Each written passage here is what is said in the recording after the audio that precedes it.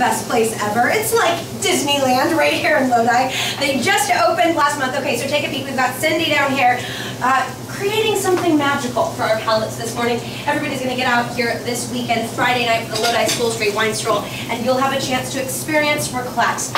And, okay, Cindy, break it down for us. What is raclette? Because I think of cheese and melting cheese, and I think of fondue, but this is a totally different way to enjoy beautiful cheeses. Raclette is a traditional Swiss dish, which is the cheese called raclette, as well as the dish itself. This is a raclette machine. It's basically a little broiler underneath with a little grill on the top. It's an electric appliance that you plug in and go ahead and, there you go. Got some sausages, Lockford meat and sausage in Lockford. Pickled onions, boiled potatoes.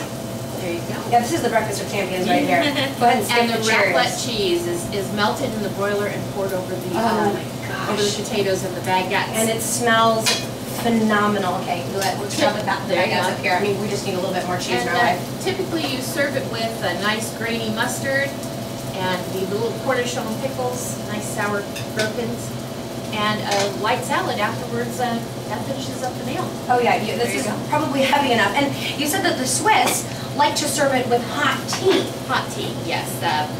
We've heard that the hot tea is supposed to stop the cheese from forming a little ball in your tummy so that you can digest it. I have also heard that wine does the same trick.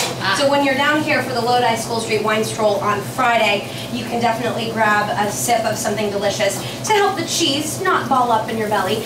Okay, so the event this Friday from 6 to 9 p.m. It's so much fun. You just grab the Amtrak train in Sacramento, you pop on down, and there's lots of different great deals happening at local hotels here. So you could just spend the night. Take the train back, have brunch in the morning on Saturday, then take the train back.